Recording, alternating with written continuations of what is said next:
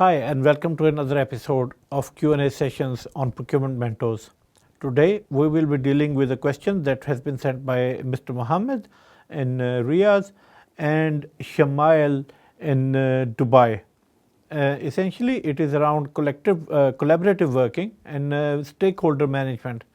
So the guys asked how to create a collaborative working environment between procurement and other functions, and between internal and external stakeholders, negotiating with other functions essentially within the organization. The point of view that these guys were trying to explain to me in both cases were that as a procurement leader, it can get really difficult in different environments. And how is it that they deal with difficulty in dealing with different functions that they have to collaborate with? I would say that there are a number of steps that need to be taken as a procurement leader with the senior management to make sure that number one, you have a procurement process. Number two, you have a very clear idea of how you are adding value and how you are removing the risk from the supply chain. And then essentially take the individual tasks that you have to do, if you have to do them for those two things, both to your CFO and CEO, for them to understand what procurement does and how long it takes to do procurement for what reason. That is the first thing that makes it easy from the top. Then use that leverage essentially to talk to individual directors of all of the relating functions that need to be involved in this thing, so that they know what to expect in terms of procurement's time taken in terms of doing these things. The third thing is train your team to be courteous but not a pushover, number one.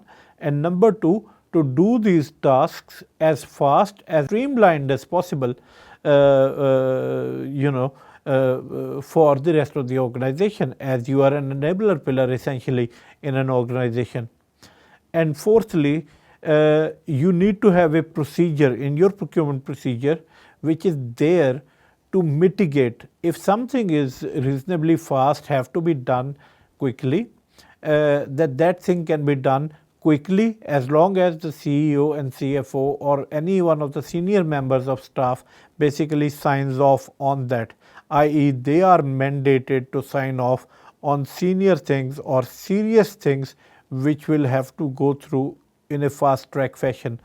When you have this, you usually put awkwardnesses on pay and essentially have a very clear and streamlined procedure where you can get along fine with the rest of the departments. So collaborative working, you need to have these things in play, and you need to have leadership basically which is taking it to senior leadership in your procurement department to show them that you are basically working on it. This is how you do stakeholder management properly. Also heat map your stakeholders, i.e. make sure you have a map of stakeholders which show CEO, CFO, senior leaders across the organization, critical members across the organization that you need to have the right kind of information, right kind of communication with. Sometimes a lot of misunderstandings happen when the communication is not right, as my kids have told me recently. So we need to make sure that we need to have those things in place and we can use them accordingly.